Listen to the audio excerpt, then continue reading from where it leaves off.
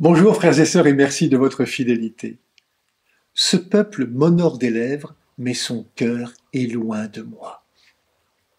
Toute communauté humaine est marquée par des rites et des signes. Toute communauté humaine possède des codes et des coutumes. La communauté Église, que nous sommes tous ensemble, est elle-même marquée par des courants, des traditions diverses, des rites et des symboles. Chacun de nous est sensible à l'une ou l'autre. La première lecture nous a mis en présence du prophète Moïse.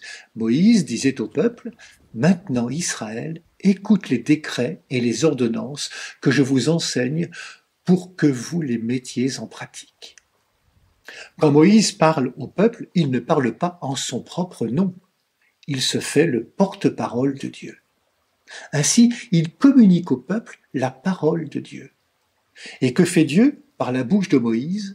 Eh bien, il lui offre les moyens d'une vie qui l'ouvre à l'amour. Ces lois, les décrets dont parle Moïse, c'est la parole de Dieu qu'il sème dans les cœurs. L'unique vocation du don de la loi, c'est de permettre aux humains que nous sommes d'accomplir par toute notre vie, et pas seulement du bout des lèvres, ce que Jésus appellera la volonté de son Père. C'est pour cela que Jésus dira qu'il est venu non pas abolir la loi, mais l'accomplir. Nous sommes donc invités à faire de même, accomplir la loi par notre vie.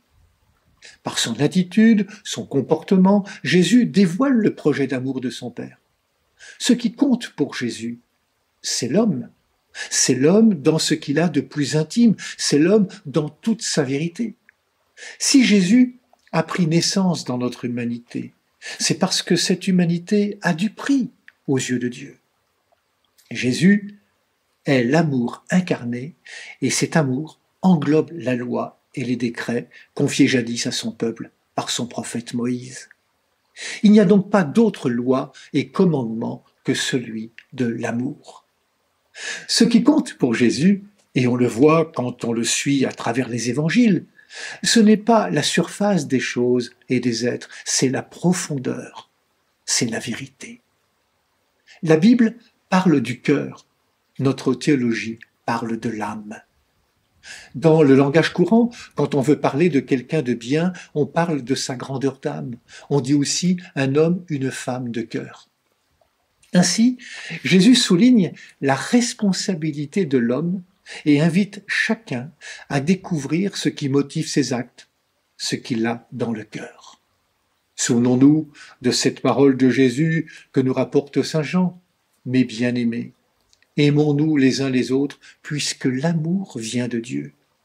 Tous ceux qui aiment sont enfants de Dieu et ils connaissent Dieu. » C'est donc à notre cœur, à notre intelligence, que Dieu s'adresse quand il nous donne sa loi et ses commandements.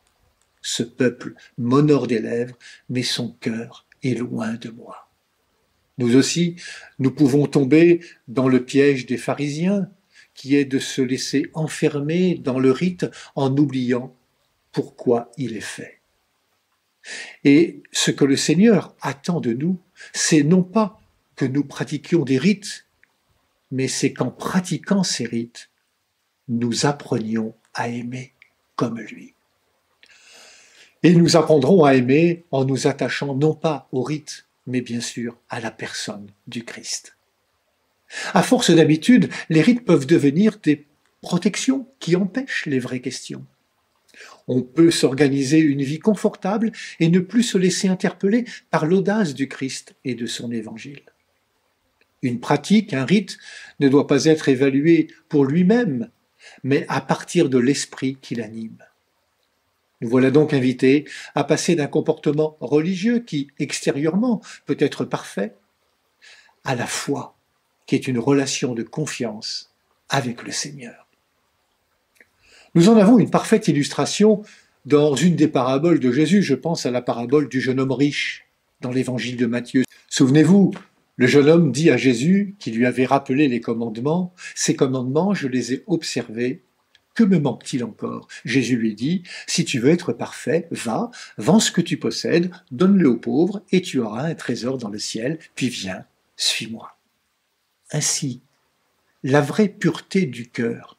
C'est comme l'écrit l'apôtre Paul aux Éphésiens, que le Christ habite en nos cœurs par la foi. Restez enracinés dans l'amour, établis dans l'amour. Bon dimanche à toutes et à tous. Prenez bien soin de vous et des autres.